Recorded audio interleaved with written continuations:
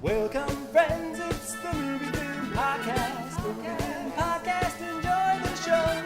Zachy and Brian are talking about the movies. Movie Film Podcast on the radio. Welcome to Movie Film. This is episode 185, brought to you by Mr. Boy Productions. My name is Zachy Hassan. I'm here with Brian Hall. Hey, good morning, Zachy. Hey, how you feeling, man? I'm on the mend. Unfortunately, you can still hear the aftermath of my cold, but I'm feeling much, much better. Well, people listening, you should know that you're in for about 90 minutes of phlegmy goodness from Hello. Brian Hall. So let's see how that goes. Yeah. But we had to talk today because you saw Terminator Dark Fate last night. Oh, I did, and I cannot wait to talk about this with you. As we've said Yes. countless times, we do not talk about our opinions before we go on air. So I don't look at Zachy's reviews, and sometimes it's okay, and I can work with that. But sometimes my finger is just hovering over my mouse, like, oh, I want to see it. I want to see it so bad. Yeah, this was a movie that as soon as it was done, I was like, okay, now the countdown begins until I get to discuss this. So Yep. So that's a coming later in this episode. But before we get into that, what else have you seen, Brian? Well, it's been a bit since we've talked. I mean, we just did the Terminator commentary, but in terms of current releases, going back a little bit, I saw Jojo Rabbit, the new Taika Waititi movie, which really what you should lead with that movie is the one with Hitler as the imaginary friend. Yes. Which is what that movie is. So basically, a young boy in Hitler's army has Hitler as an imaginary friend. And when this trailer first came out, I think actually when it was even announced, it was like, yeah. Like, I think if it wasn't Taika Waititi, people would have been like, probably don't. Right. And even when the trailer came out, it was like, And this was it is a Fox Searchlight movie, and that means now that Disney owns it. So technically it's a Disney movie. And I think there were articles. I don't know if this was articles trying to make hay, but, Disney was feeling a little bit supposedly like, is this a movie Disney wants to put out? So I went and saw this with much curiosity. And I have to say, I really enjoyed it. Okay. Have you seen it? I have not yet. It's really good. It's really good. And I think my non-spoiler quick front of the episode review of it is, it doesn't exactly pack the punch you're thinking it might, but it does a really darn good job. Okay. I think it's a really sweet, enjoyable, satisfying movie. I did read some other reviews, and that was sort of what I was feeling when I left. And I saw the only criticisms of it I saw were that it could have had more teeth. Okay. And I get that, but I actually think it's nice the way that it is, because I was fortunate enough to see it with Taika afterwards doing a Q&A. Oh, nice. And it was kind of nice to have him illuminate a little bit about what he was trying to accomplish. And what he was trying to do was, he said he read that, I'm going to fumble this stat now because it was a couple of weeks ago, but it was a high percentage of millennials don't know what Auschwitz is. Really? The audience had like a gasp. I mean, you're just like, how's that possible?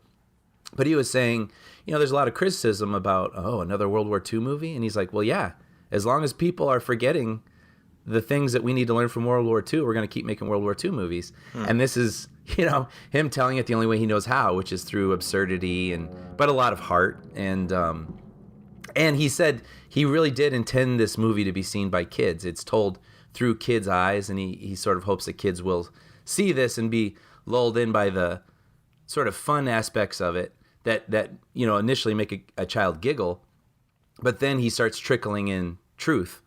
And Hitler, of course, is seen for what he really is, and this boy has to make a decision about having his beliefs shattered. Okay.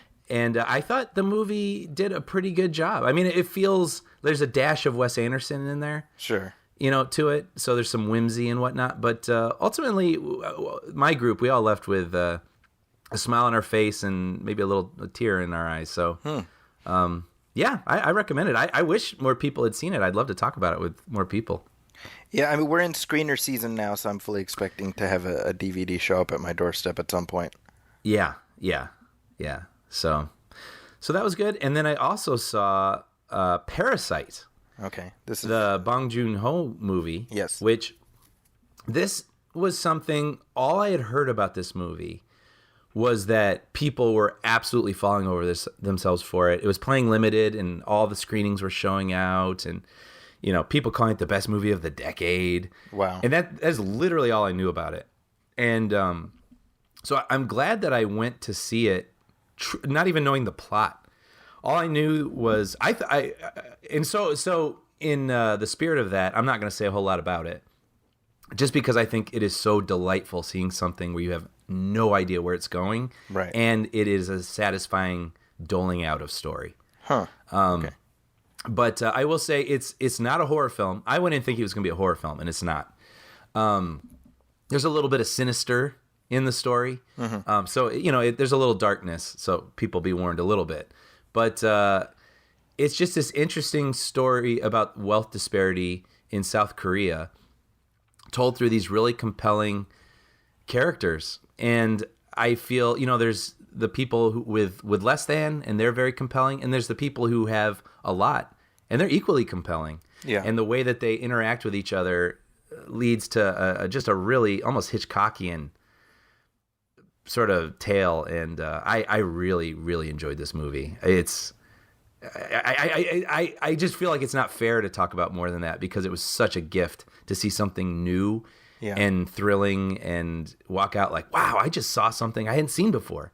Yeah. So, I highly recommend it, and I look forward to talking about it with you at some point. Well, I have something, that's on the exact opposite end of the spectrum, so I'm envious of you. You're like, I saw this great movie, and I saw this great movie. I saw a movie called Countdown. Oh, yes. Which, so this is again one of these things where my editor broke glass in case of emergency.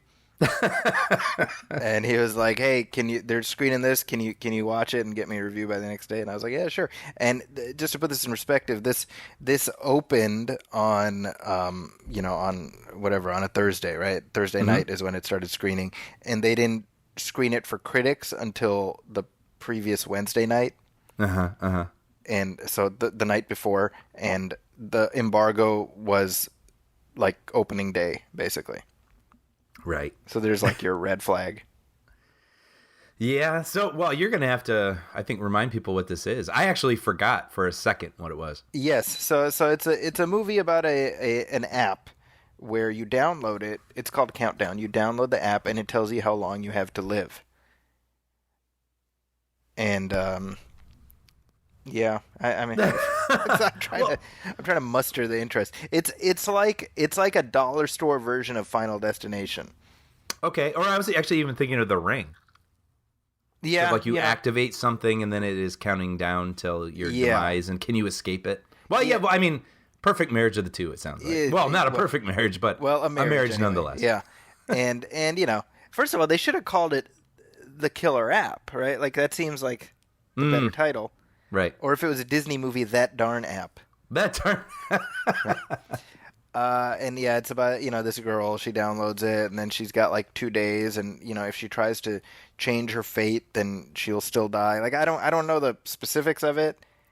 Yeah. There's a scene in there where like they go to a priest who's like a cool priest, and he's like really into like biblical mythology and stuff, and he goes into the code of the app, and he finds out that it's got like ancient Latin like demon curses in it. So apparently it's like a demon that programmed the app, and I don't know. I don't get the specifics of it.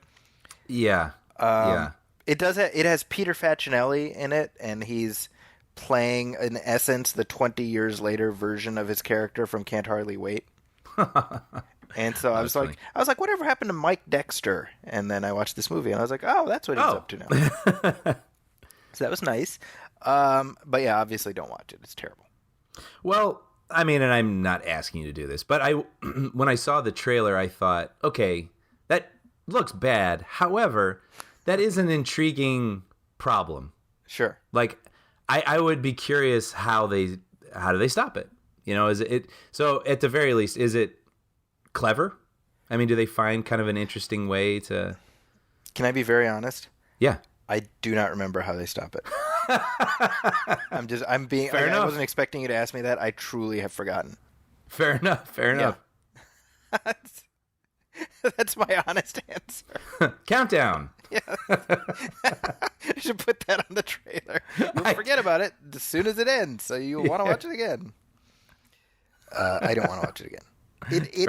It ends with like a sequel of course. tease, right? Of course. Yeah. And I kid you not, I said out loud, under my breath, I was like, F you. Because I was so mad. I was so mad at the arrogance, Brian. The arrogance. Yeah. Of subjecting us to this 90 minutes and then being like, yeah, you'll be back for the next one. Yeah. F you. F all of you.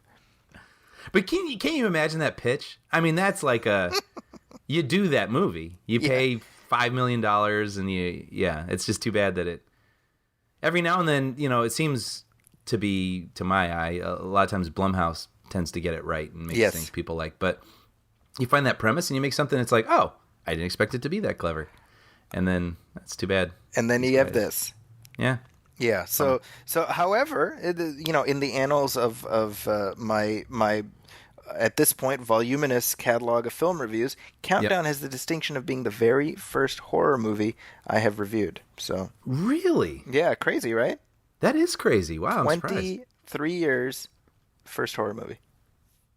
Well, that's just a real bummer. But I got a good review out of it, so it's all good. Yeah. Which I read and I enjoyed. Oh, thank you. Yep. I also went through the Terminator films with my kids, and I wanted to share that experience of watching. I watched the first Terminator with my oldest, and then I watched a little bit of that with my second, and then we watched T2, T3, and Salvation together. Okay, yeah. What was that like? You know, I've said this before. You know, a big part of my film buffery is being able to share these things with my kids, right? And my second is pretty much the exact same age I was when T2 came out. Mm-hmm. You know, and so you get to live again through your kids, you know? Yeah, it's like watching it again for the first time. Yeah, through you know, someone else's eyes, yeah. That's been really fun, and you know, I think Salvation is just not very good, you know? I mentioned this in our Terminator commentary. I think I dislike it less just because it's like, all right, whatever. It's just another one of these. But I enjoyed experiencing T3 with them because they didn't have the 12 years of pent up anticipation, or 12 years of it's got to measure up to this. So they could just sort of take it as it came, and I think they were able to appreciate it more. And I know you recently revisited T3. Yeah, and I was going to bring that up a little bit later, but yeah, I definitely softened on it. For some reason, you and Sean, in particular, have always been like, Brian, I don't think it's as bad as you think it is. Like, maybe watch it again. And it just happened to be, I never mean to do this, but I keep inadvertently plugging owning cable. But I'll be, it'll be like 9 at night and I'm kind of no plans, no book to read, whatever. And then I flip and then a movie's starting and I go, oh, and then I end up watching something. But anyway, so I did that with Terminator 3 the other night. And I was like, I get it now. I get it a little bit more. And I think, I was wondering if I'd feel that way about all of them.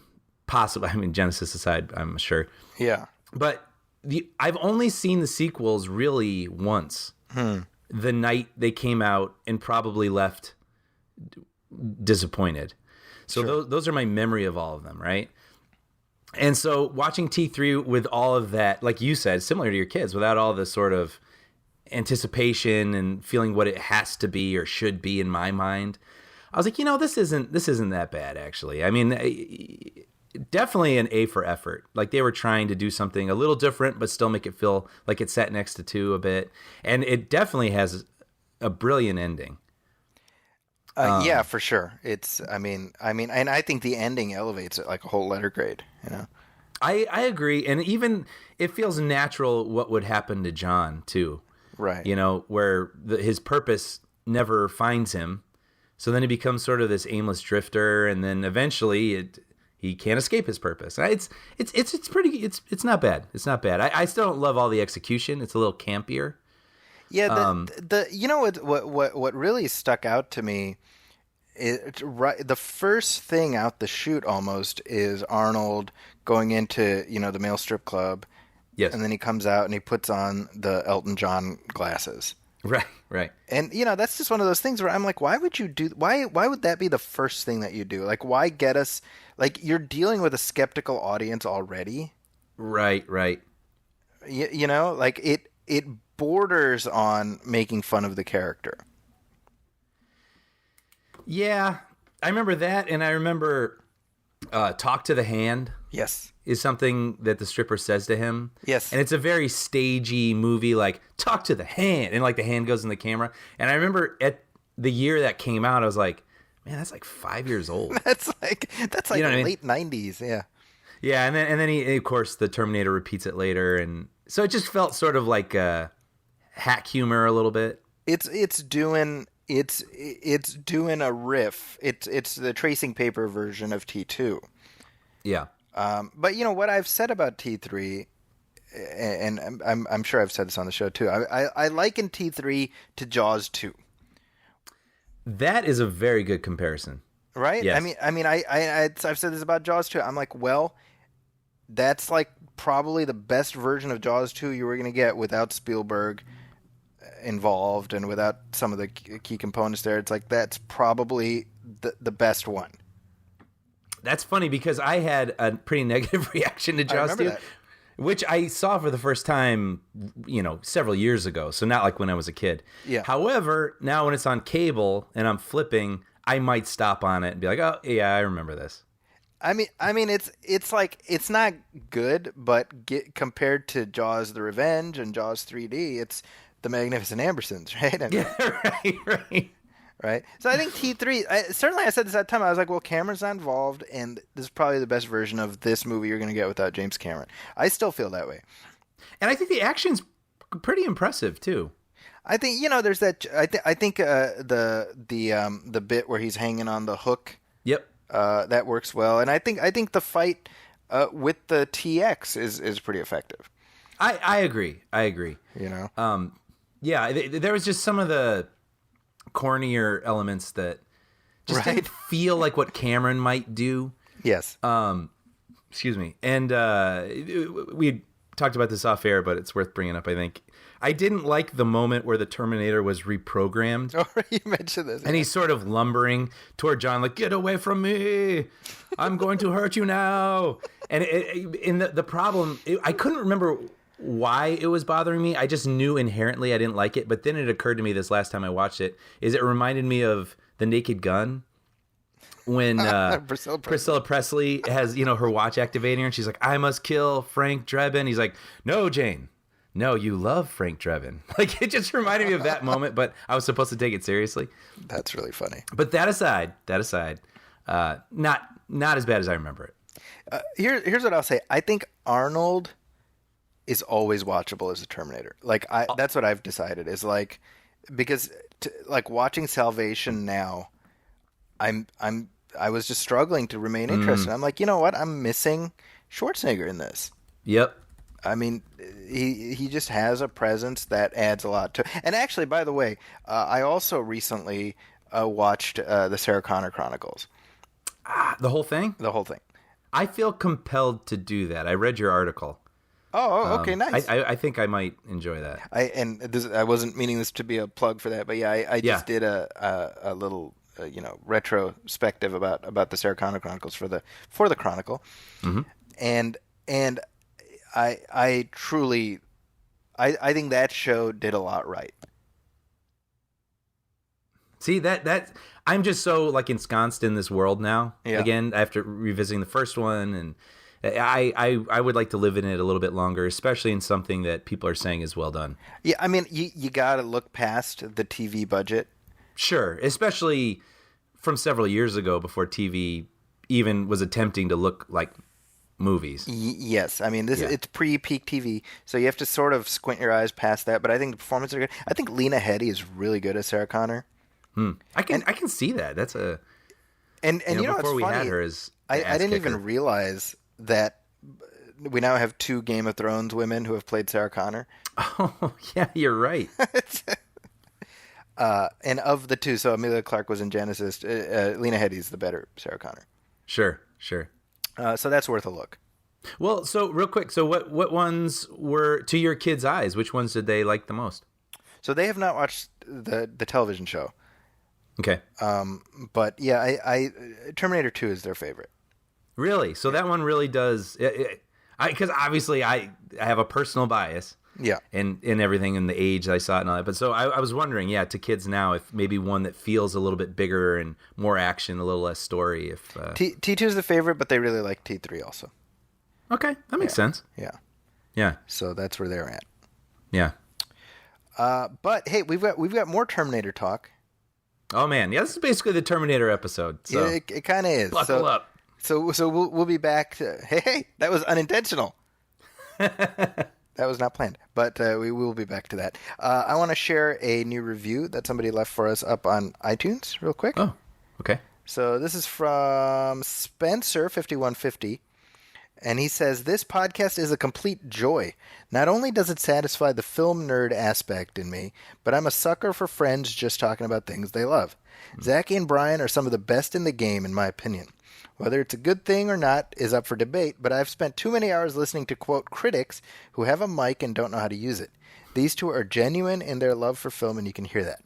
Beyond discussions about news or new releases, there's the commentary tracks that add another layer that I truly appreciate. Where else would I learn about E.T.'s original script or that Brian has a sick fascination for Spielberg?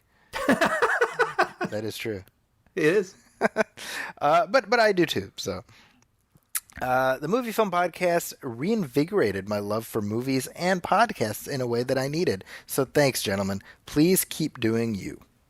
Oh man, thank you so much. Look at that. Just that it's enough that people feel that way, but it's also something that people take the time to write that out and send that to us. That really means a lot. Thank you so much. That is nice. I'm gonna savor that the feeling, the warm fuzzies that I felt while this ad plays.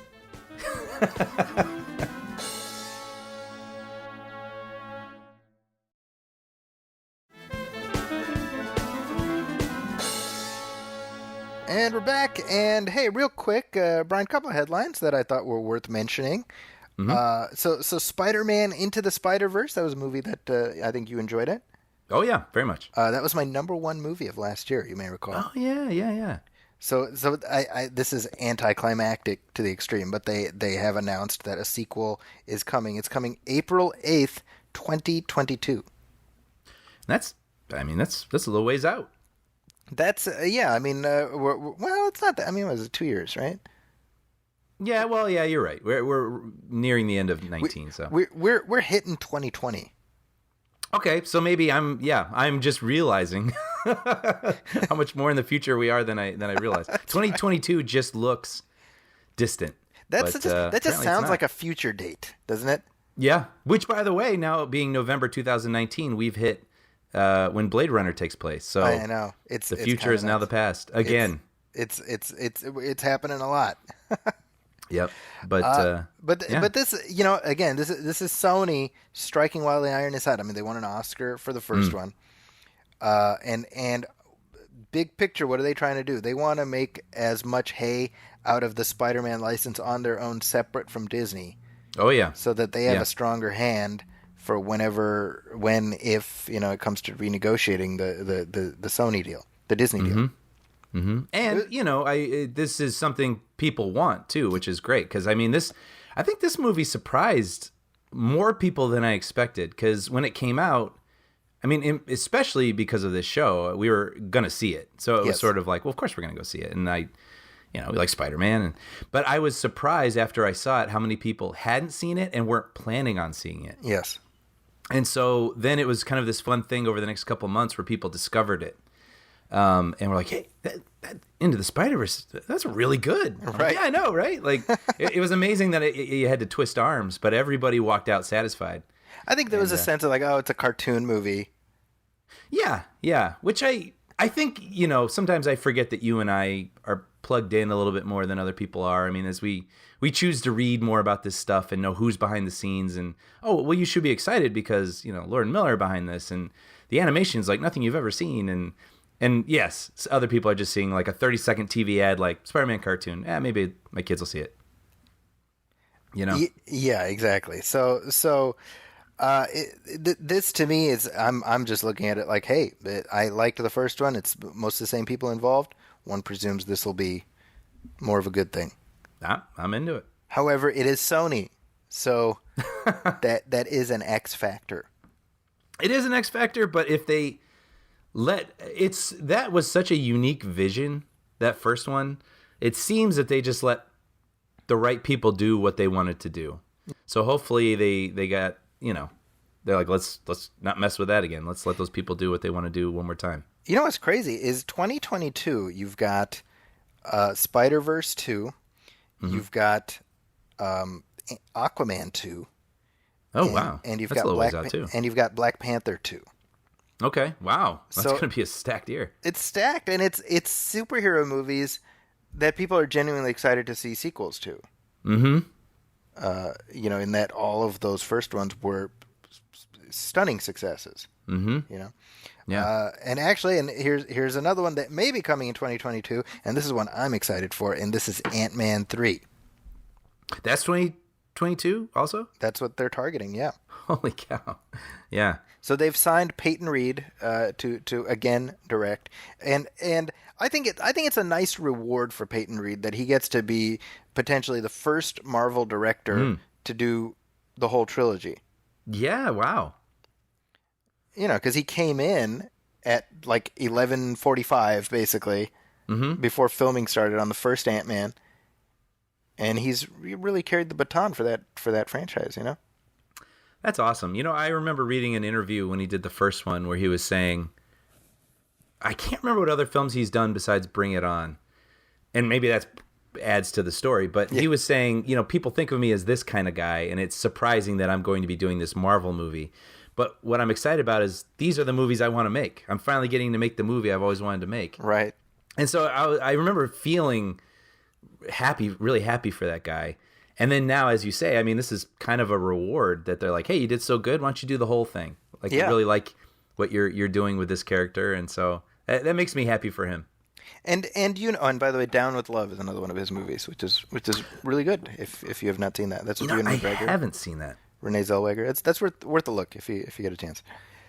I have a really funny side anecdote about that. So I worked at New Regency Productions, which made that movie, and I had a contact there, let's say, and every now and then things would fall off the truck, so to speak, and so I was shooting a pilot with some friends of mine, and we needed a suit. So my friend got Ewan McGregor's suit from that movie, and I wore it for the couple of weeks we shot that pilot, which you were involved in.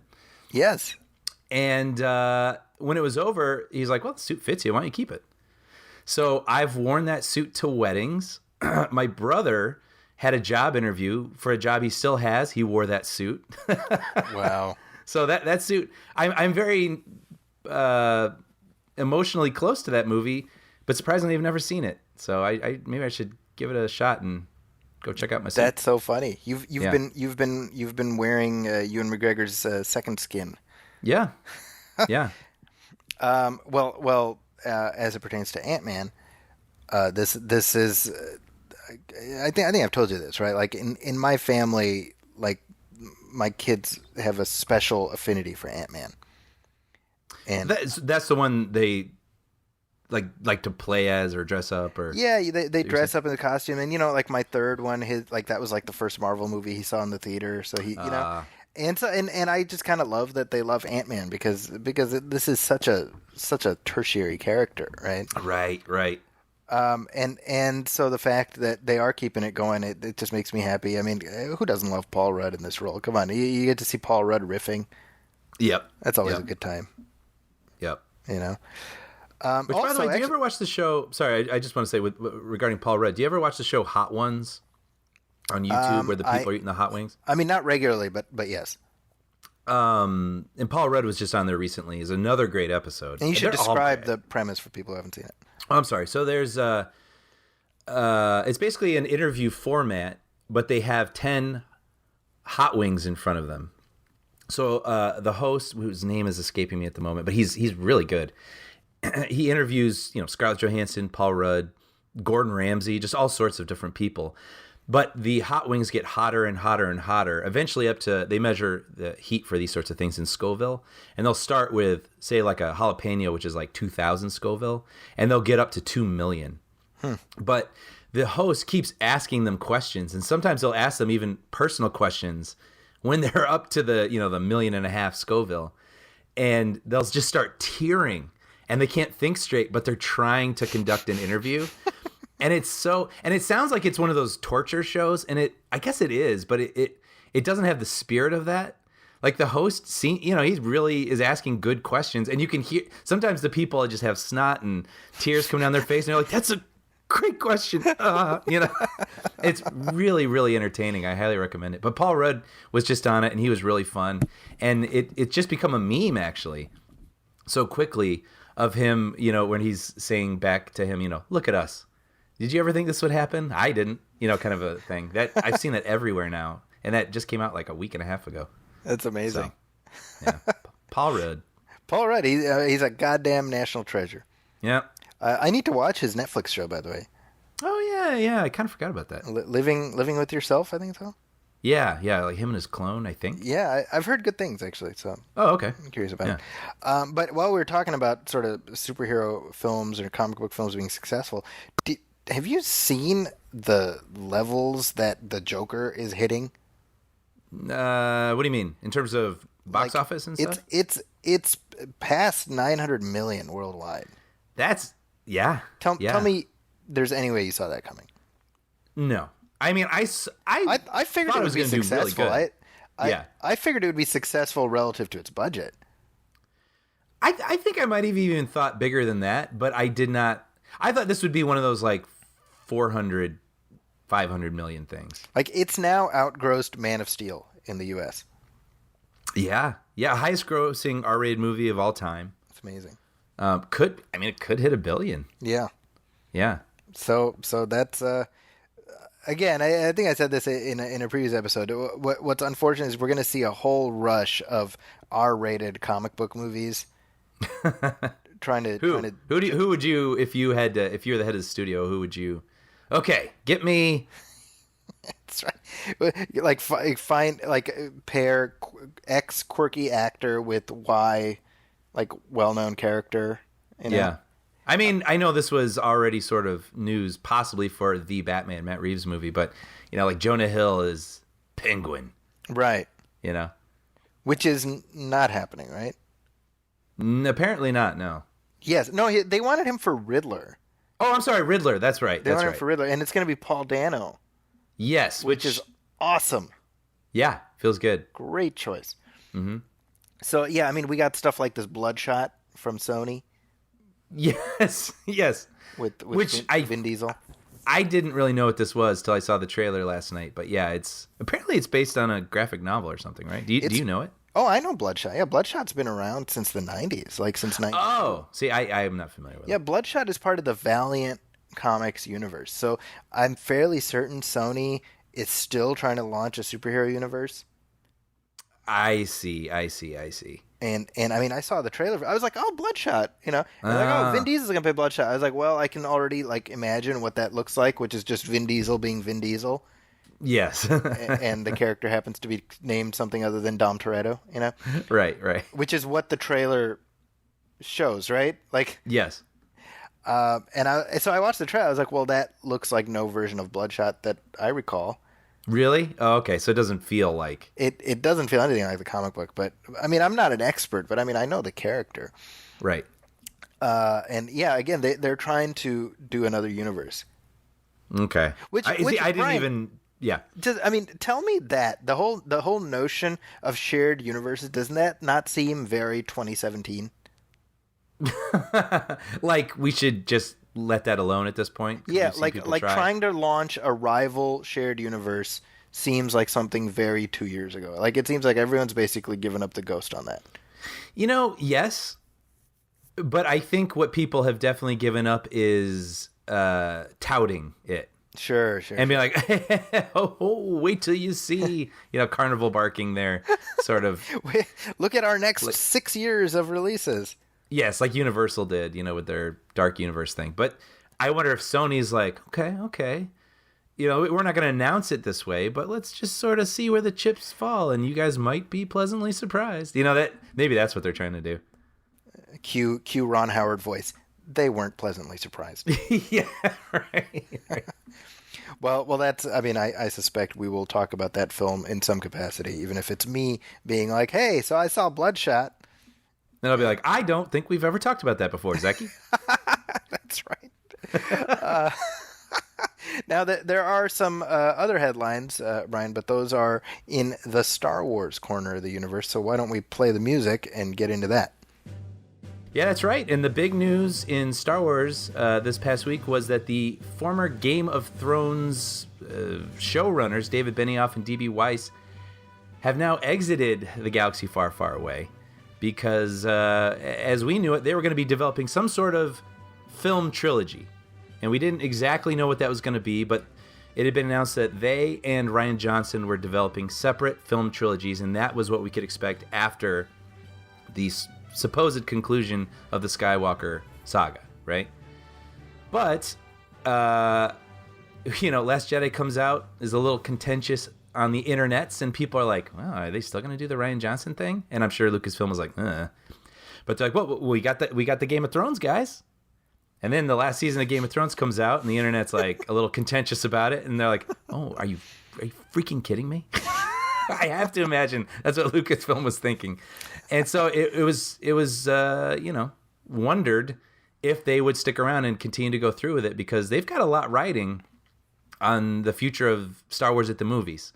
And they had so many. Well, speaking of announcing 6 years in advance, Yes. They were saying we're going to do this, we're going to do a Boba Fett movie, we're going to work with this guy and that guy, and a lot of those things have been rescinded, right? Feels so. Like it, This is the most recent one, and apparently, I think it was Variety that reported on this. But there's a number of factors here, and one you think that they could hide behind is the fact that Benioff and Weiss have signed a huge deal with Netflix. I think what was it? I mean, it was millions and millions and millions of dollars. 250 million. 250 million, right. To develop stuff, and Netflix wasn't very happy to share them. And, I mean, obviously, when you get paid that kind of money, they're like, so start now? You're right. So how do you make what's a trilogy that the world is depending on and, honor that commitment? So they had that to work with. Or work against. But also, after their whole Game of Thrones experience, apparently it was reported that they were thinking, life's too short. Like, why continue to have to put up with this toxic fandom? Sure. Hashtag. And, why would we put ourselves through that again, especially so soon? So there was that as well. And that makes sense. And then also, I don't know if this was rumored or if this was also from like an inside source, but it seemed that their idea for the trilogy and what Lucasfilm wanted was beginning to come apart. So I mean, that feels like a very old story at this point, doesn't it? Yeah, and that's not a terrible thing. I mean, it gets into maybe announcing things a little bit sooner than you should before you have things figured out, just because you're excited and you want to keep people, baited. But apparently their trilogy was going to be about the origin of the Jedi. Yeah. So, who knows? Here's the thing, right? Like, at this point, we've gone through this with Colin Trevorrow, with Lord and Miller, with Josh Trank. Yep. It seems like Star Wars tends to lose more directors than it hangs on to. And I'm kind of okay with that, to be honest. I mean, obviously, the Lord and Miller thing was intriguing, and I would very much love to have seen what that was. But with something like Star Wars that already has a pretty singular voice, yeah, there's a lot to consider. But I think in this day and age where, everybody is reading movie news now, it's not just people going to the trades. I think there's this feeling that you have to sort of keep everybody up on what's going on behind closed doors. And that can just come to bite you and make it seem like there's, a lot of turmoil going on when it's like, well, no, that's just kind of how it goes. We brought in an exciting person and then we don't see eye to eye. And so we're going to try something else. It's been happening for years. So did you read the quotes from Benioff and Weiss did some kind of a Q&A or something? Did you see this? I'm not sure. It was, they were talking about the development of Game of Thrones. Oh yeah, I might have scanned this, but yeah, please. I mean, I would have to pull it up and find the specific things, but I mean, the sense you got is these guys were like, yeah, we didn't know what we were doing, and we said we wanted to do this, and they were like, no, and we were like, well, how about this instead? And they were like, yes, and we were like, oh, great, and then we had to figure it out. Like it felt very seat of your pants. You know what? It's interesting because I'm sure that happens everywhere. And it's almost to your shock. Well, maybe not shock with the example I'm about to say, but I remember with Lost, when Lost concluded, they were like, we didn't know what we were doing. And people were saying, but did you know why all the magnetism and all those things? And they're like, no, we just thought it was cool. Well, here's the thing, Brian. When you read the overall trajectory of their discussion, because I think Lost overall, I feel like Benioff and Weiss really face planted in terms of public opinion with the finale of Game of Thrones, right? Yes. And what you see is like, well, once they ran out of George R.R. Martin, it was like the emperor had no clothes. Yes. Right? So this panel discussion, and I think you'll appreciate this, it felt a little bit like, the Austrian nuclear plant guy being like, Homer, show us how you saved the plant. Right, yes. And they're like, eeny, meeny, miny, mo. And everyone's like, yeah. Whoa, what? And that's A, that's brilliant. And B, I feel like if you're these showrunners and people aren't super happy with the way you stuck the landing, you don't say that out loud. Right. However, Vince Gilligan with Breaking Bad, he has admitted that they do the same thing. Like they'll start a season. I feel like I could be making this up with the teddy bear. One season started with a teddy bear in a swimming pool. This one I'm not so sure, but there was one season that started with a machine gun in a trunk, and they're like, when we put that machine gun in the trunk, we had no idea what it was going to do. And when you read how they wrote Breaking Bad, you're like, are you insane? But the thing is they are that good. Yeah. Like they knew what they wanted to tease and they got there by gum. You know what I mean? And so it's like, that's when it's okay to admit it. And you're like, wow, well, that's because you're a genius. Right. But when it doesn't land, like, I don't know that I'd be so ready to give up that secret, Yeah. And I mean, and I think, and again, I say this as someone who really, I've said it before. I didn't experience Breaking Bad as a fan, Game of Thrones as a fan. I just, through you and various other people. But it really does feel like the instant negative reaction to the finale just sucked all the oxygen out of that franchise. Yeah. I mean, you think there could be Game of Thrones cons for years to come. But yeah, it just seems like, just as you said, all the oxygen got sucked out, and it's just, in some ways, I can't even believe that happened this year. Yeah. It feels so long ago. It feels ancient. Like we're at a point now where people don't remember Lost. Yes. Which is understandable because it's been off the air for close to 10 years now, right? Right. So that's more understandable. Game of Thrones, I mean, it really that's been sort of fascinating to me to chart its trajectory through the zeitgeist and past the zeitgeist. Mm-hmm. It's kind of interesting. Yeah, but even with Lost, I feel like there's still a fond memory of it for people. Like you can debate whether you liked the last episode, but I think when people say Lost, they're like, "Oh man, I was so into Lost. I loved Lost." Like, I feel like that still remains. Yeah, okay. Yeah, no, that's fair. I tend to see that. And I feel like there's still even concerts, which is, they'll play the music of Lost. I think even recently I Had some friends go to that. So is that just 2 hours of? Yeah. I don't know. Well, so there is a hole currently as far as what's going to happen in the Star Wars lineup. Now, what I would prefer is they don't try to replace whatever trilogy Benioff and Weiss were going to do. They just let it sit. Yep. And come back, in 10 years and do another episode. But until then, just let it be. Yeah, and we've got Disney Plus. I mean, Exactly. Mandalorian seems to have good early buzz, and I cannot wait for this Obi-Wan trilogy. Actually, that's not true. I can wait. Yes. Make it good, and I will be there. Exactly. When it's ready. Yeah. So Star Wars news is to be continued, basically. That's what that means. Yep. So let's take a little break, and we'll talk about another big sci-fi franchise that maybe needs to learn some of the same lessons.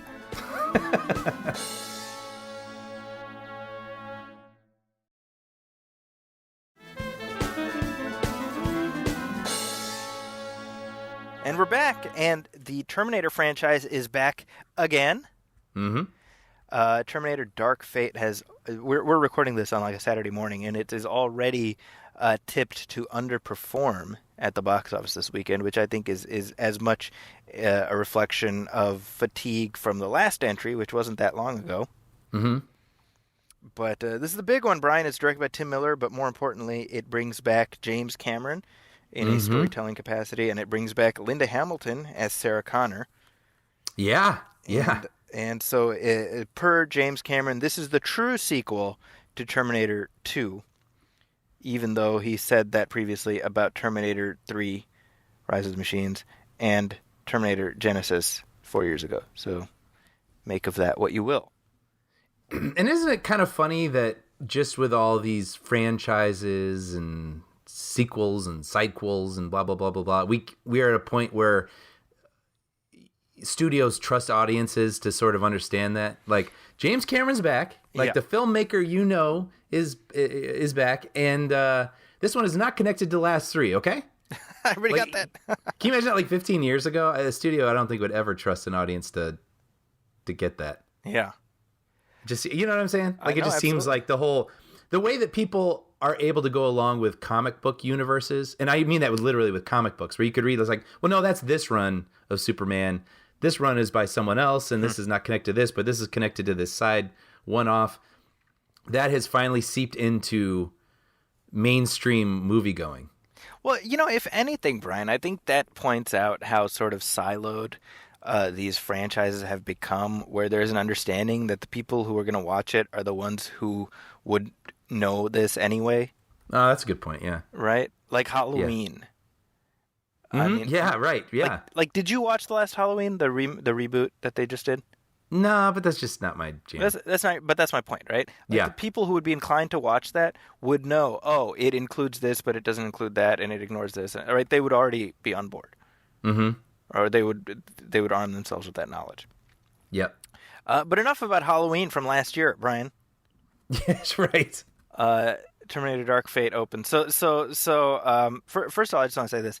As the movie starts, we come in on the logos, and we have footage from T2 of Sarah Connor. It's the when she's talking to Dr. Silberman, and it's being recorded on the VHS, right? The VHS tape, yeah. And so as I'm watching that, I'm like, I know Brian's like short hairs are standing up right now. I think I made a noise. Yes. I think I just like squeed.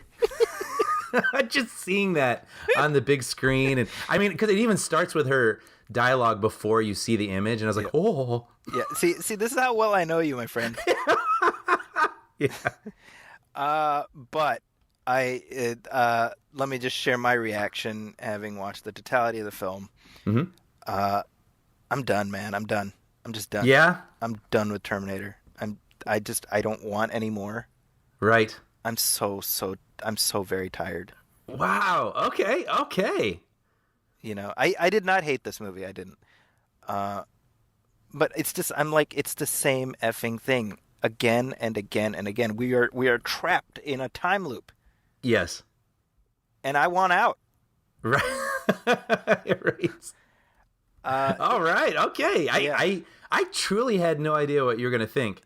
it was a movie that it Force Awakens is the Terminator.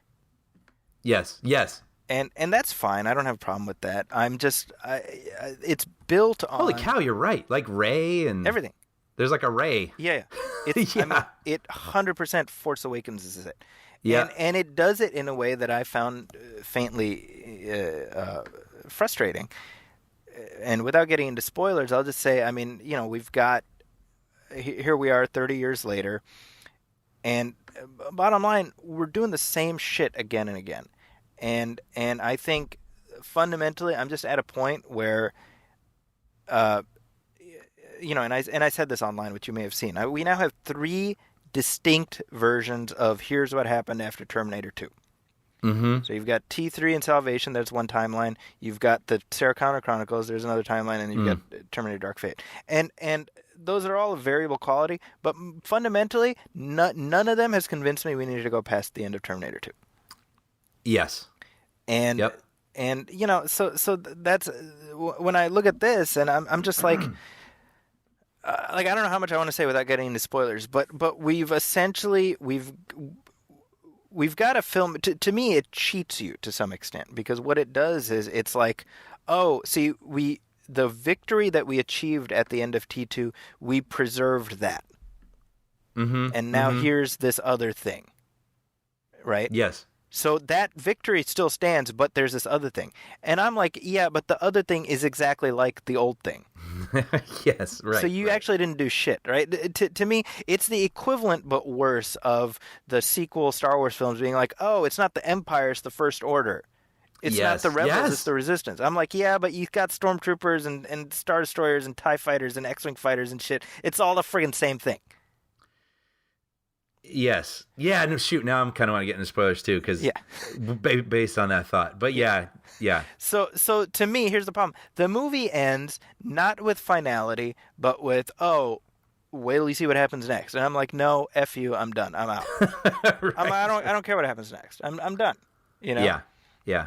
And I'm mad at myself, because I'm like, how many times do I've been through this now with Salvation, with Genesis, and now this. Yeah. I'm done, man. That being said, here I will say this: Linda Hamilton is awesome. I loved her. She is great, and honestly, I loved Arnold in this. Me too. I thought they did a really good job. Everything they gave him to do. Me too. But honestly, this needed to be the Linda Hamilton and Arnold Schwarzenegger movie, not the guest starring Linda Hamilton and Arnold Schwarzenegger movie. I agree. I'll get a little bit more into that in spoilers, but so what do you think, Brian? Sorry, I tipped my hand. No, this is great. This is, it's funny. I know show is supposed to be sort of the equivalent of us walking out of the theater together and sitting down at a restaurant and chatting it out. This honestly is the first time I've ever been like, man, I really wish we were face to face in a restaurant right now, like chatting this out. Okay. So, wow, where to begin? I didn't dislike it as much as you, but I definitely didn't think it was great. Yeah. So I was a little surprised that you hated it so much. But I did see, that's the thing. I want to emphasize that. And I said this in my review. I'm like, you know what? It's a pretty good action movie. It's fine. Like, I think you'll watch it. You won't regret spending the time watching it. What's hilarious? I wrote down a few notes.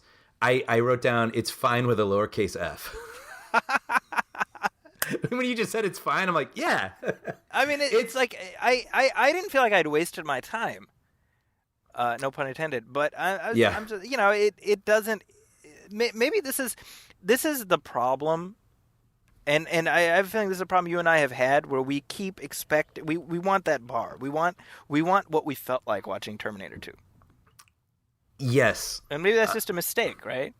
You know what, though? I think I've been burned so many times that I was aware that this movie will not be what I want. Sure.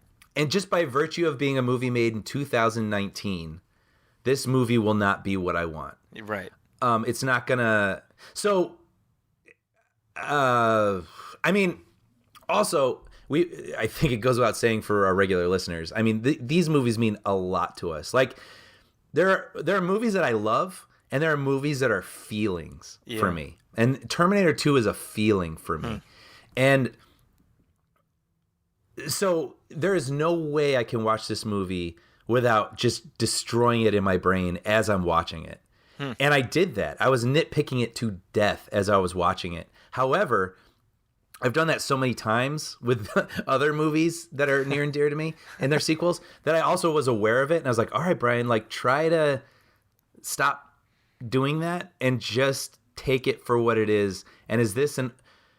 So as a sequel to Terminator 2, I mean, give me a break.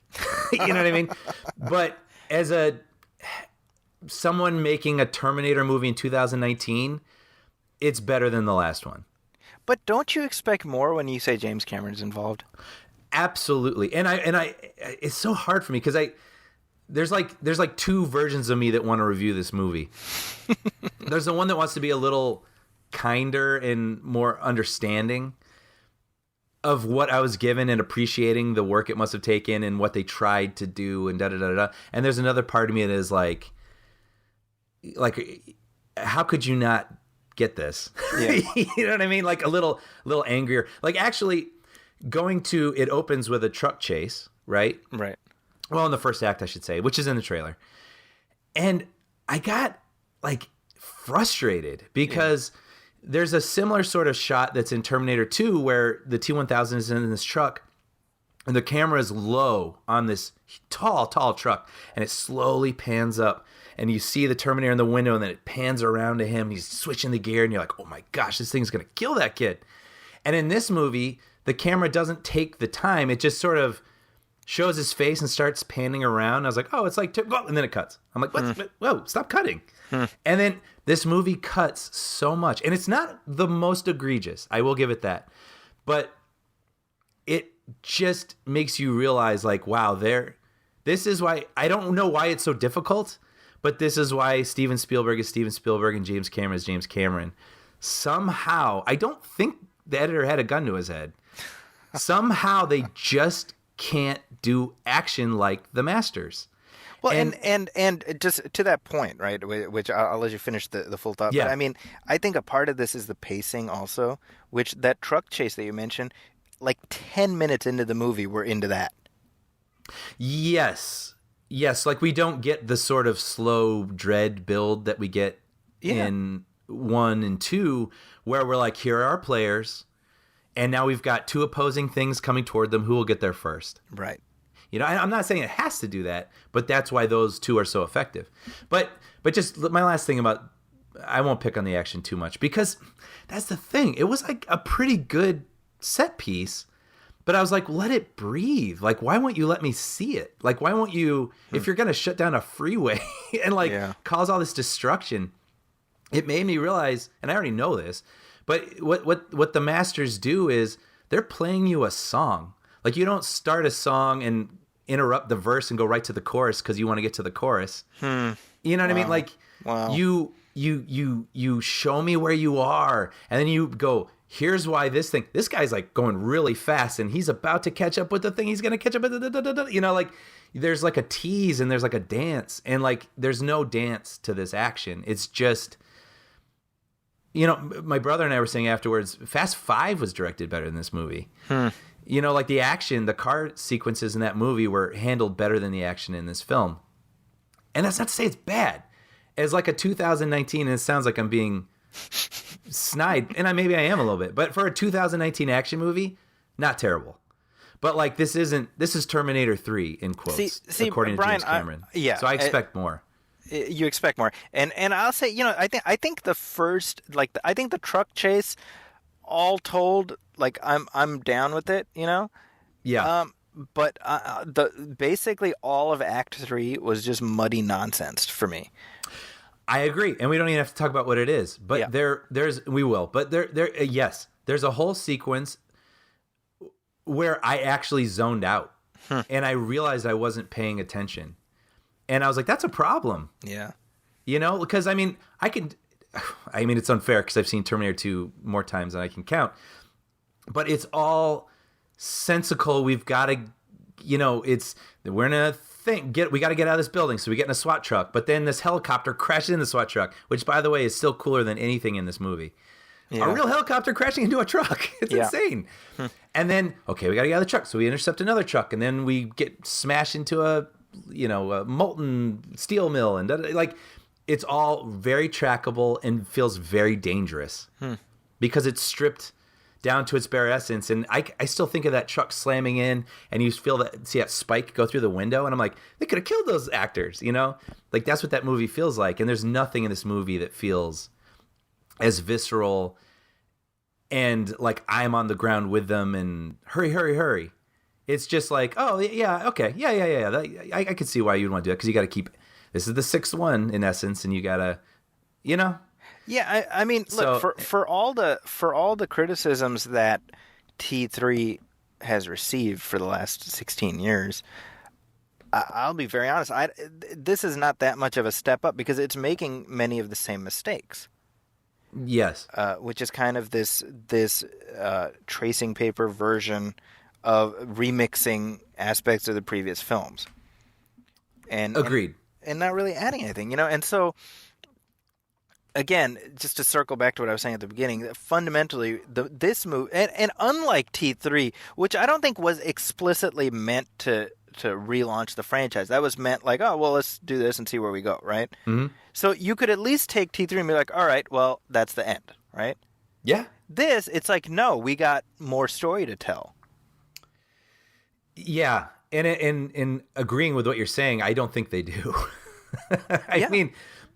Yeah, I agree. So we talked about this on our Terminator commentary, how the first movie and the second movie are fairly similar, but in a way, instead of repeating themselves, they find a brilliant way of rhyming with one another, while the second one finds a few new ideas to expand and build upon and still feel different, and like it was worth another ride in this universe. Yes. And there was a point, where this I'm just going to call them the T-1000. I don't even remember what they call them in this movie.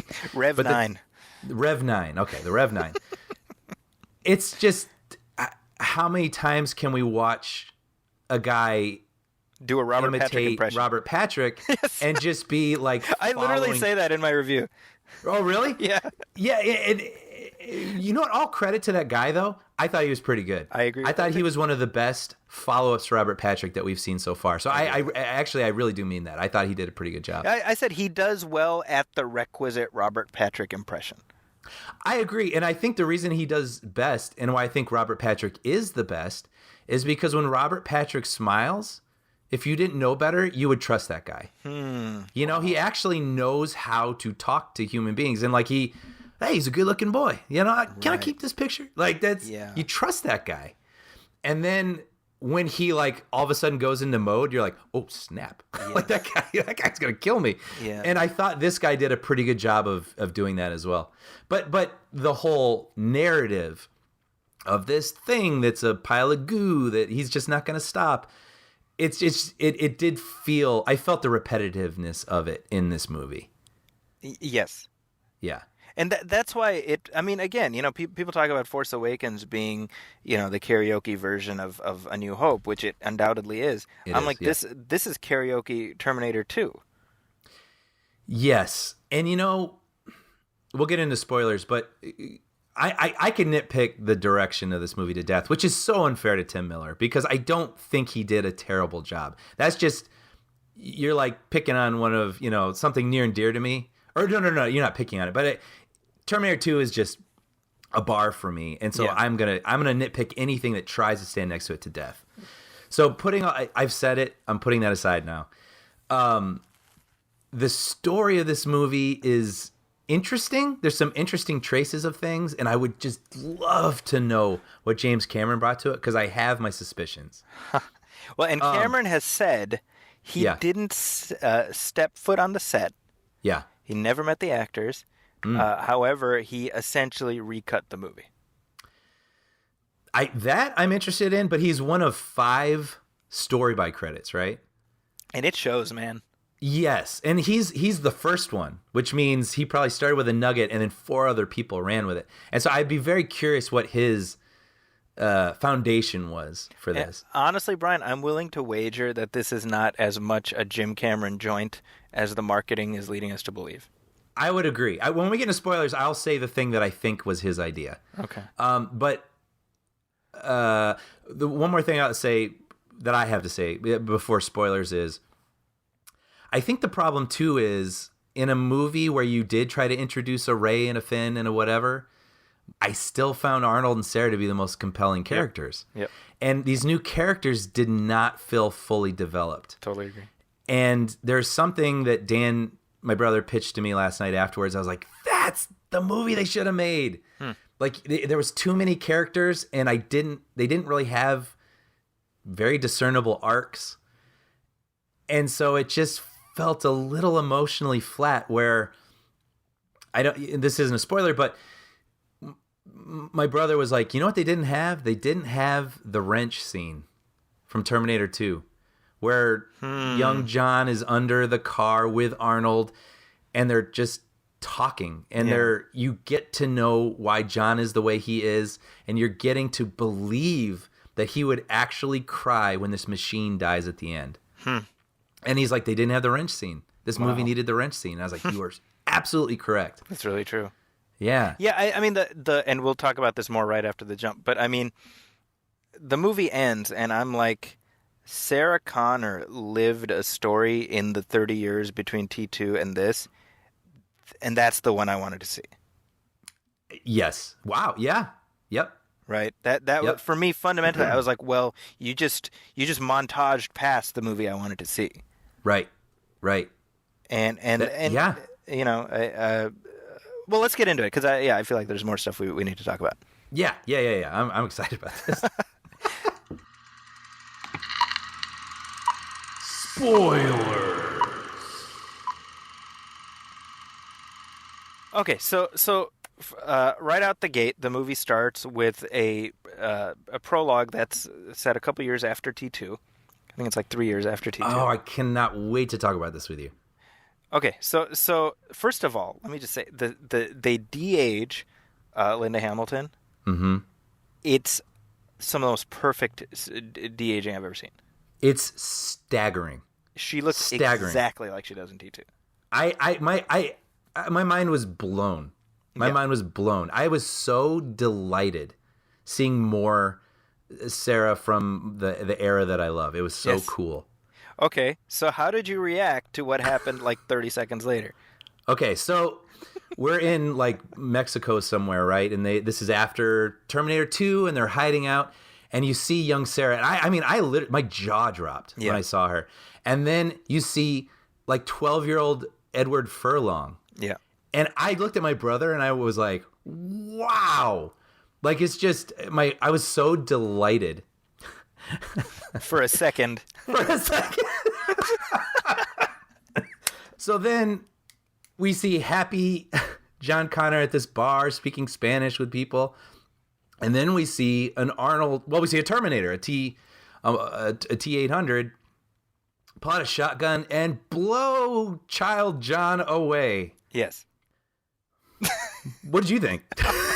Okay, so I'll be honest. So I had this partly spoiled for me. Oh, okay. Because of a jackass on Twitter. In a completely unrelated thing. So I partly was expecting it, but no, obviously, it's shocking, right? It is. But I'll be honest. I was like, okay. Me too. Let's see where you're going with this. Yep. Okay, that was me. So I was. Let me put it this way. I was relatively okay with it in the beginning. I was less okay with it by the time the movie ended. Because it didn't honor it. That's exactly right. Yep. Yes. So it did because essentially what the movie does is, well, John died and now here's female John. Literally. Yes. Which that's fine. I'm not saying having a female John is bad. My point is, if this is what it's all about, like one person gets moved off the chessboard and we just swap another person in, but it's all the same shit anyway. Mm-hmm. Well, then what is all this for? Yep. Yeah, I I mean, I can't even express what a gift it was to see those two again. Yeah. That way, like that really was so cool. Yeah, when it happened, I wasn't as angry about it when it happened. I was more like, what's happening? Yeah, exactly. You know, I was intrigued. And this was, who knows? But this was the part I thought maybe Cameron contributed. I actually liked the idea that even though he died, and that is kind of horrifying, they did succeed. Like, they stopped Judgment Day. That was not undone. Right. And I like the idea that Skynet had just thrown back crap loads of Terminators. Yes. And they're still out there supporting a future that no longer exists, but they're here. So they don't know any better. And I was like, that's a good idea. And with that, Brian, just to piggyback on what you're saying, I found, so the whole arc that they crafted for the T-800 in this movie, I really liked, which is, you know, Me too. what all the movies have established, the Terminator will not stop. It has a mission, it will complete its mission. What we've never seen is what happens to the Terminator after it completes its mission. Yes. And so we have a Terminator that it's programmed to do this. Okay, it did this thing. Yep. And suddenly there's no more directives. It's without purpose. Yeah. And so the Terminator's like, all right, what do I do now? I guess I'll sell drapes.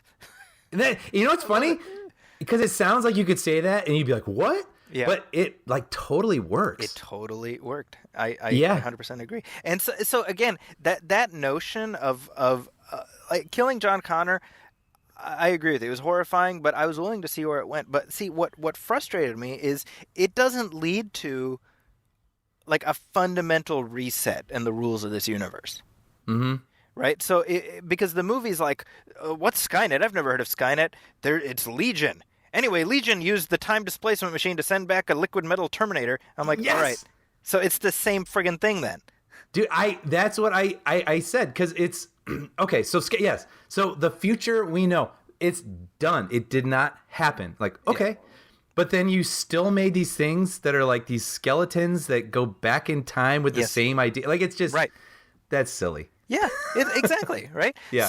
So to me, I would almost have preferred if you take things in a direction where like I don't know what you do where you preserve the victory against Skynet while also keeping going. And that goes to my point. I'm like, look, I just don't think there's room for a story after the end of T2.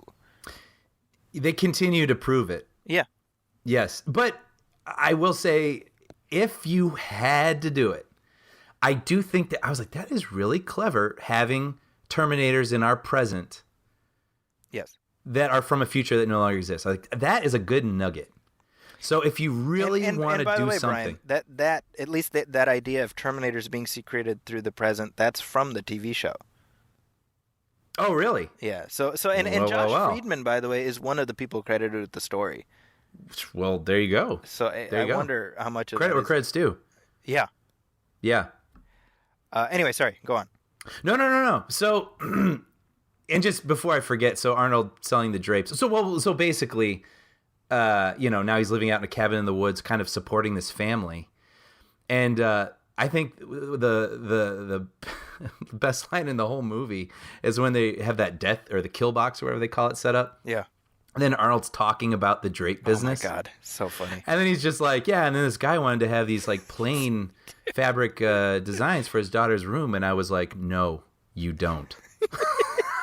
Dude, I laughed so hard. Dude, I wrote in my review, I was like, I didn't realize I needed to hear a Terminator talk about like what to do when you buy drapes, but I'm so grateful that my life experience includes that now. Yeah. I like really because he's so the Terminator is Carl, right? Yes. And he's just living his life, and he has like a wife and a adopted son, and a dog, and and the dog thing was very interesting. Oh, because dogs don't like Terminators. Exactly, but you see in him, the future apparently he's petting the dog, right? So I liked that. I was like, that's like a weird little tell. I didn't even think about that. Yeah, I mean, because he's sitting there. It's not like a dog is just sitting around somewhere. He's petting the dog. Mm-hmm. Right. And when you think about it, because the T-800 in T2, remember, there's the scene where they reprogram him. They switch his chip. Yes. From evil to good or whatever, right? so that he can learn, right? Mm-hmm. Well, this is a Terminator who just learned on his own, right? Mm-hmm. And so I loved everything they gave Arnold to do. I had no issue with any of that. I entirely agree, and I also love the moment where Sarah shoots him 3 times just out of anger. Yeah. I forget how he says it, but he's like, "This is going to be difficult to explain." That's right. I like my wife. where Sarah's like, so what? Why does she stay with you or something like that? And he's like, I'm helpful around the house, and I'm funny. Yeah, I'm extremely funny. Yeah. But okay, so here's the fundamental problem here. Okay, first of all, let me just say I liked Mackenzie Davis. Yes. But you could take her out of this film entirely, and you would have a better movie, in my opinion. Yes, actually, I was gonna let you keep going if you had more to say, because that was my brother's note. Okay, because he was saying this movie apparently with Carl is about purpose. Yes, like what is your purpose? And Sarah Connor doesn't have a purpose anymore. Right now that, well, I guess kind of she's stopping these Terminators, but like with Danny, like she could become a mother again. Yeah, like right. It should have been about. If that should have been Sarah's arc, yes. Is meeting this new John who's not her flesh and blood, but she's just so good at protecting these people. Like you could have formed a really strong bond between them, but the movie, has this sort of underdeveloped relationship between Danny and Grace that doesn't feel very satisfying. Yeah, I would have rather have been Sarah and Danny. I mean, let me put it this way, okay? Because Grace Mackenzie Davis, mm-hmm. who again, I think she does a good job with what she's given to do. I agree. I think it's not her fault. She's a very imposing figure, and she's very distinctive, right? Yeah, believable for what they're selling. Yeah. Yes. So, but here's the problem. Her role for big chunks of this movie is being Basil Exposition. Yes. Right? And I'm like, why not, for once, you just have a Terminator come back? There's no protector. Mm-hmm. And now and Sarah finds out that for whatever reason this girl is in danger, and Sarah has to figure out what's going on. And so we get to find out along with Sarah. Yeah. Right? Yeah. And because Sarah is like a guest star in this movie, and that was really frustrating to me. Because she becomes the center of gravity. So every time we cut away from her, it's just less interesting. I agree, and I think one of the best scenes in the whole movie is after she meets Carl and goes out into the woods by herself. Yes. I was like, that is good. That's a good scene. And then Danny comes out to talk. I'm like, oh, this should have been about her and Danny. Where Sarah's like, I didn't take any pictures of him, and I'm forgetting what he looked like. I mean, it's beautiful, right? And she didn't take any pictures because that would have put him in danger. That's her instinct. And I was like, oh, this is. So that's why I can't completely hate it, because I feel like this movie was a little bit smarter about certain moments. Yeah. To connect to the previous movies, like it felt. But yeah, there are other moments that just felt undercooked and. Like this is because again, fundamentally, my issue is that we're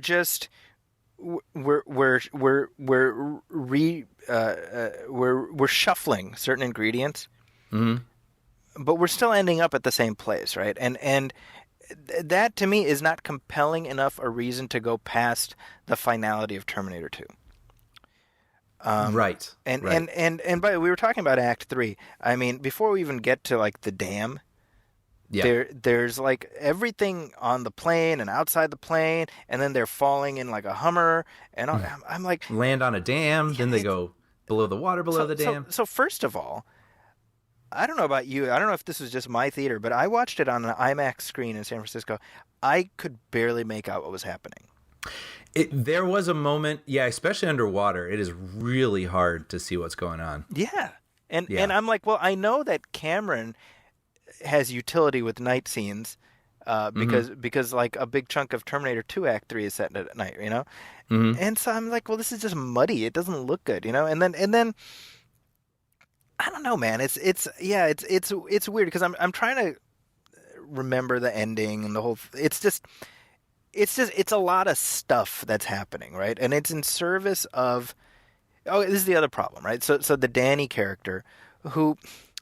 And it's not Natalia Reyes' fault, but I No. just didn't find the character. It's script stuff. I think is. all around. I think every actor showed up, Yes. but I blame the script. It like we get, and this is me in my opinion, but we find out that it's not about Danny giving birth to somebody, it's about who she's going to become, right? Yes. And then we get a scene of her like in the future. Yes. And I was like, that's unintentionally hilarious. It's ridiculous because I don't know how old she is in real life, but she looks young. Yes. And then we're supposed to see her in the future as this badass, supposedly 20 years from now. Yeah. Or something, or maybe even more. And she looks maybe younger. Well, wait, Like, hold on a second. It can't be 20 years from now because we see Grace at the end. And she's roughly the same age in the future. Oh, right. So we assume it's in the next 5 years. Oh, you're right. Yes. Right? Because we see Grace as a child. Yes, Grace as an adult would have been Correct. 2049 or whatever it is. But even still, like I was like, I didn't need that. I didn't need to see a scene of John Connor in the first Terminator. To show like how. Oh, I see. Yes. Right. Yes. And even think about it, even when we see future John in T2, he doesn't talk, and that's by design because he's a mystique. Yes. Maybe there's something to be said about mystique and knowing, like, actually looking at her now. There's something about looking at her now and hearing what she will become that's like, oh wow. Yeah. Like she's going to grow into that person. But when you show us that and it doesn't live up to what it could have she's like, been in our imaginations. We have to work together. Like it's like generic, like Independence Day type speech. And they're like, all right, you know? Yeah. So that, you know, and again, the fact that you're not fundamentally resetting the deck, right? It's okay. Well, we lost John, but now we have this. But it's all the same crap anyway. And again, it's just like, well, then what's the point of all this? Right. You know, it's you know, a thing doesn't have value because it lasts. You know, like the finality is its own reward sometimes. Mm-hmm. And I think the problem. When you turn a finite story into an unending franchise, is you lose that. And certain film series are built in a way where it includes this idea of the story continues. That's the appeal. Right.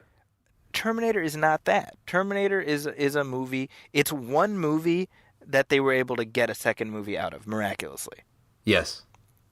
And here we are 28 years later, and you know, it's like the cinema landscape is littered with also ran Terminators. Mm-hmm. And you know, the fact that the movie is underperforming is not hugely surprising to me because it's starting to feel like a studio is trying to shove something down your throat, and audiences are like, we're good. Yeah. It's really okay. We're fine. Yeah. You know? And nothing cheapens my experience and my appreciation of T2, but when you have James Cameron being like, "Oh, this is the movie I wanted to do all this time," it's like I don't believe that. Yeah. You know, I was wondering. This is purely from me, but it's interesting because you know he'd wanted to do Alita for so long, and then he was touting that like I wrote the first draft of the script, and it comes out and it's similar to this. Like it's got some interesting ideas in it, but it ultimately felt blobby and sort of unnecessary, and you know, and I was like, I wonder if he's almost hiding behind these things, like.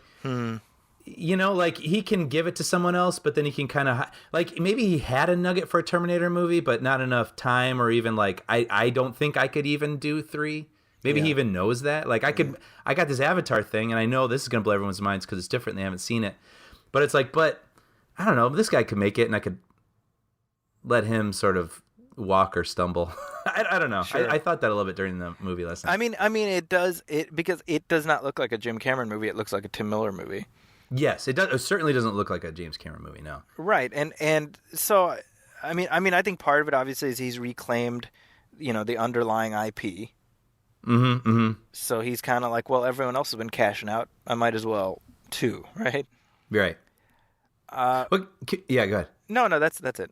Well, can we talk about whenever you make a sequel, if you got a cool thing, and the next one you have to have a cooler thing.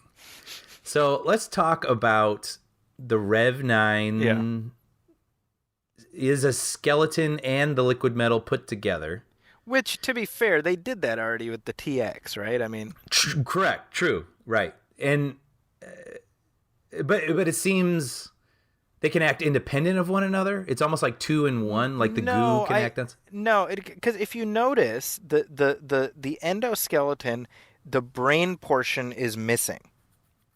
I did notice that, and I questioned the design, but I guess I understand now. So my take, and I could be wrong about this, my take is the actual, processor, whatever, is in the liquid metal.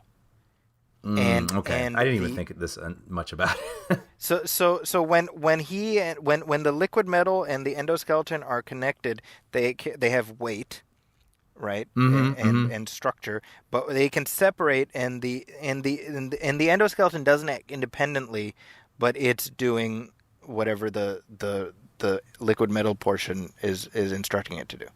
Okay, that's my sense, but honestly, who cares? I kind of agree that it's fine. Okay, this is something we should address because we brought it up so many times with the trailer, but with the nature of CG sometimes having that like weightlessness to it that we don't like when it's trying to mimic human physics. One of his first leaps at the beginning, I was like, oh no. Yep. Like it looked so terrible. However, I will say that as the movie went along, I thought some of it looked pretty good. I mean, it was like 50-50 for me. Some of it looked very good. I would say 50-50. Yeah. Yeah. And I'm actually leaning toward glass half full with it in that way. Again, being charitable. I'll say this is being charitable. Yeah, I think for me, my issue became less the Rev 9 itself, but all of the CGI shenanigans that they were having the Terminator engage in. Yeah. Which is, it draws attention to the artifice, right? Like, you're looking at that, you're like, well, that's there's no way that could actually be real.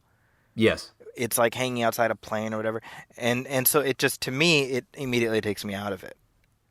Yeah. You know, something that bothered me too, which is such a small thing, which I just thought was kind of silly, was when he is on that freeway and then he walks through the guardrail. Yeah. Sort of reminiscent of Robert Patrick walking through the bars in the mental institution. But in Terminator 2, he had to do that because it was locked. So he wasn't like showing off. He was continuing to move forward, and James Cameron is such a good storyteller that he had the gun get stuck in the bars. Right. Like, that's just still a brilliant moment. And in this, it was sort of like, hey, look at this. And it's like, nah, he'd probably just walk over it. Like, there's really no, why would he do that? I didn't even think about that, but you're absolutely right. I think that, to me, is just a little detail that is telling of the difference between, whatever. Yeah. But let's talk about Grace. Yes. Or Wolverine. Let's talk about... Look, I'm talking about a movie where robots from an apocalyptic future travel back in time and leap from cars and are made of goo. I get that. However, they made me believe that's possible. I was like, I do not understand what this woman is. Like, so does she have like metal bones? Like, yeah, she's Wolverine. Yeah, she is in essence the Sam Worthington character from Terminator Salvation. And I can buy that to a degree, like enhanced human, but it also is like, so she has a whole layer of protective shell under her skin or something? Or like, it was just, I know it's crazy. It was just a little leap too far to make it feel silly. You see, my thing is like whenever I see stuff like this, I'm looking under the hood and I'm seeing the why they made these choices. So it's like, well, it has to be a human, but it has to be somebody who can take on a Terminator. So, okay, how about this? And that's how you end up with this kind of weird situation. And the other thing, she's like, oh, I get like 10 minutes to fight a Terminator and then I'm done. And I'm like, well, then you are absolutely useless. Yes, like, I thought how could anyone have thought it would have been better to send just a person back? Yeah, I did think like, yes, the rules. Right? I mean, think about this for a second. It would have been better to send a person back and have them like keister that power source. Yes. Keister the power source. Right. Yes. Right? I mean, because the first thing she's like, yeah, I got 10 minutes, and then I'm like passing out, and so I'm like, okay, so now the person you're protecting has to drag your ass around, but this is a terrible plan. Yeah, yeah. So, that reminds me, I was a little confused by Danny's reaction after Grace had just totally saved her life. Yes. And she's basically like, screw you, man. Like, you're worthless, man. You can't even walk. I was like, dude, like, what is going on?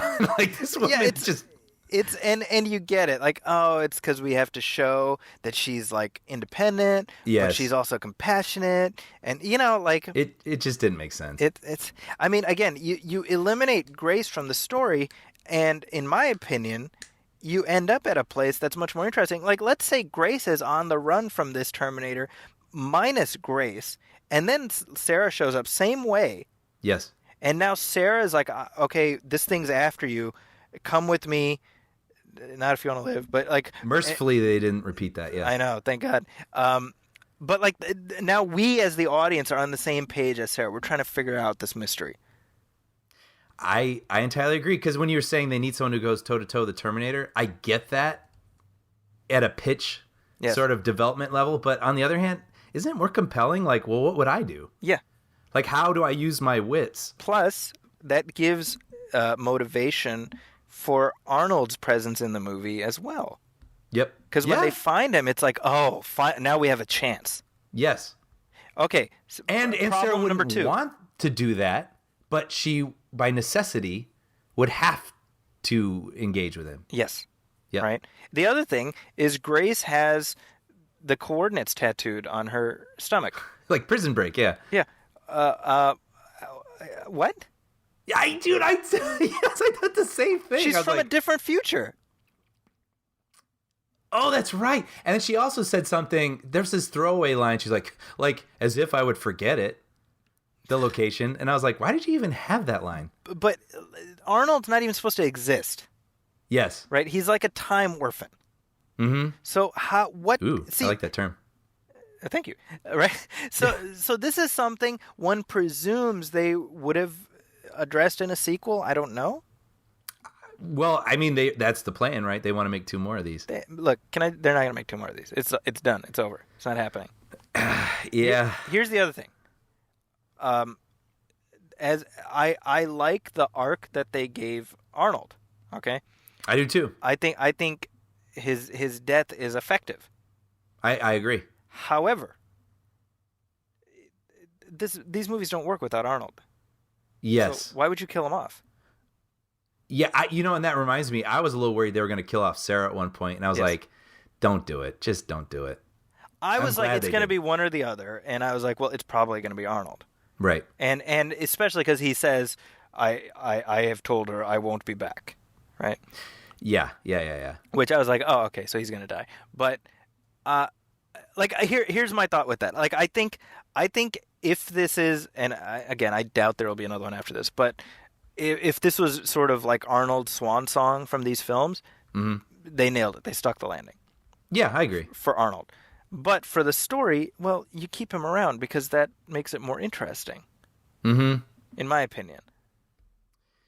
Yeah, and I also thought about, I mean, what are they going to do with those 2 half Terminators on the ground in that factory? I mean, because we've learned anything. You can't leave those things lying around. Well, they're like melted into nothing goo, right? I mean, yeah, basically.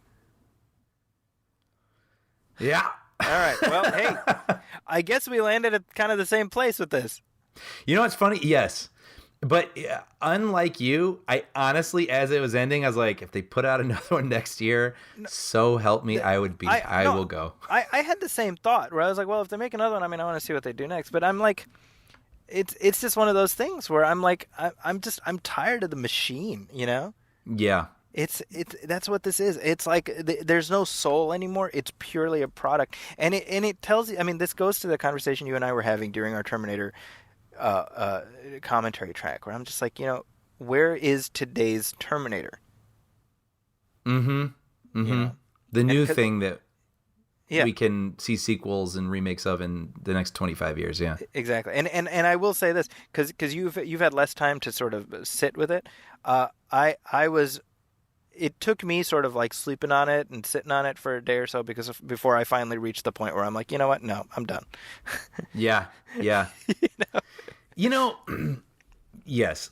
This is what I'll say, and why I at the moment say I would go watch it again, because I just like watching these, like the machines. I like the way the Terminators look, and I like the shooting at him and stuff. And there's always like the hope that this will be better. This one will be better. However, I've learned, I learned long ago, there's just not gonna be. Yeah. Terminator 1 and 2, and for me 2, those are just miracles. And I'm so thankful that we have them. And nothing's going to touch those. So I'm glad I have them. But if they keep making half good, I'll probably still keep going. Here's my final word on this, folks, if you're listening. So if you don't know whether to see it or not, keep your expectations in check. You're going to enjoy seeing Sarah Connor back, and enjoy it for what is likely Arnold's final turn as a Terminator. If you watch it for those specific things, I think at the very least you'll be satisfied by what you get in that regard. I entirely agree. Yeah, I think it's for fans. It's worth seeing those two again. But you said it best, actually. There's no soul. Yeah. T2 has a soul. Like that when John crying when they leave, when his mom's not hugging him when she sees him, she's checking for wounds and she's mad at him. And again, John with the Terminator fixing a car together. Like, there's no soul. Brian, this is one thought I had, and I'd love to get your thought on this. There's a bit there where Sarah thinks that Danny's valuable because of her potentially giving birth to the future savior, right? Right. And she kind of says this thing where she's like, "It's not you that's important; it's your womb." Right. And very sort of glib, and then it becomes this whole thing like, oh, you weren't going to be important because of any man you'd give birth to, whatever. And I'm like, okay, I get it. But what kind of bugged me about that was I was like, that is so minimizing when Sarah's like, oh, it's just your womb. Mm-hmm. I'm like, that's not why she's important in the first film, right? She's the one who taught John. She's the great Sarah Connor. Yes. Who turned John into this warrior. So I'm like, it's weird to me that the film would be dismissive of its own history. Yes, it's minimizing, the character of Sarah Connor, who was not just a womb. Yes. Yeah, she is instrumental to John becoming who he became. Yeah. I'm glad you brought that up. I totally agree. I just saw it last night, so I'm not remembering all of it. But yeah, that's kind of unfortunate. Yeah, like it was weird. It stuck out to me because I was like, well, that's not because having just rewatched those films. Mm-hmm. Like John is who he is because of his mom. Like she is part of the mythology. Yeah, and it would have been nice, as we said earlier, and you pointed out. I mean, she feels like a side character, a cameo in this movie. I mean, she's more than a cameo, but make her instrumental. Yeah, and I mean, she is, but her and Grace get a little muddled. Yeah, I mean, if we are going to use the Force Awakens metaphor, she's obviously the Han Solo, right? Mm-hmm. Mm-hmm. But when you think about it, I mean, Han Solo shows up in the Force Awakens, and from the moment he shows up to the moment he exits, he is instrumental to everything. Yes. And more importantly, he is crucial to Rey. Mm-hmm. To the point where once he's no longer there, Rey has fundamentally changed because of her interaction with him, and I think there was an and Sarah does have that impact on Danny, but it's watered down because of the Grace character, who I don't think really adds a ton. Mm-hmm. This is agreed. This is what I said in my review, and I just want to share this with you. Yeah. I said. Pre-existing archetypes go through predetermined plot points in hopes of arriving at a preordained sequel. We've done this before. We're going to do this again. Sure, they try to mix things up a bit, but with apologies to Carl, sometimes it takes more than changing the drapes to make us think we're seeing something new. Wow, that's pretty good. Thank you. Yeah. It's actually very funny because as I was writing my review, my initial conclusion, I was like, Skynet, like the Terminator franchise has become like Skynet. It's trying to rewrite its own past again. And then I realized that somebody on Twitter had responded to a tweet of mine and said essentially the same thing. Oh, wait, do you have it? I don't have it in front of me. I have it, and it is worth reading. I'm going to pull it up right here. I saw this, and I thought this was so brilliant. Norm Wilner.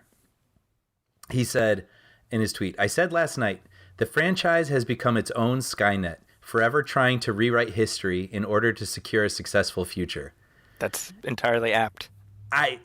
That's it. Because you do wonder in these stories, like, why do they keep throwing Terminators back willy-nilly? It's almost like seems ridiculous. And then when you see that this movie studios are doing literally that, trying to secure a successful future, I was like, oh, okay, yeah, I get it. So I had something written in that vein. And I was like, oh, shit, wait, guy said that already. Oh. So here's like a peek into Zacky's writing process. So now I'm like staring at the page. I'm like, well, how do I wrap this up? And so I landed, I accidentally backed into Carl and the Drapes, and I'm very proud of myself for that. I think it's very good. Yeah. All right, so that wraps up our discussion of Terminator Dark Fate. Well, I'm not kidding. I saw this a couple days ago, and as soon as it was done, I was like, need to talk about this. Oh, man. When I walked out of the theater last night, I think I texted you that I was dying to click on your review, but I was like, oh, I gotta wait. Well, read it now. Let me know what you think. Yeah. Well, thank you everybody for listening, and we hope you found this fruitful. And even if you disagree with us, let us know. If you did end up liking the movie, please let us know. Either way is fine, but send us your thoughts at moviefilmpodcast@gmail.com, or you can hit like on our Facebook page. And you can hit like on our Facebook. Either way, to make sure you do both. And you can message us there, facebook.com/moviefilmpodcast. As for me, you can find me at my website, zackyscorner.com. That's ZAKIS Corner. That's also my Twitter. That's also my Instagram. You can also find my reviews at the San Francisco Chronicle, including, as mentioned earlier, my look back at the Sarah Connor Chronicles, which I enjoyed. And I got to talk to Zach Stentz, who's the co-producer of that show, by the way, and he gave his thoughts on that, too. Yeah, it's very good. I read it. I really enjoyed it. Thank you. And you haven't seen the show, so no. And that piece is what may prompt me to start that actually probably this weekend. So. Well, let me know if you do. I'd be very curious. I will. And of course, Brian, you're off doing your thing. What are you up to? Still writing for Puppy Dog Pals, and that I think season 3 is starting in like about a week or so. So whatever that is, like November 8th or something. So that's exciting. Well, and we are in November. Thanksgiving is coming up, and we have lots to be thankful for, which we'll be sharing in the next couple of weeks. We got lots of movie film fun planned. So on behalf of my partner, Brian Hall, this has been Movie Film 185. Thanks, everybody, for listening. We will catch you next time. Welcome, friends, it's the Movie Film Podcast. Enjoy the show. Zachy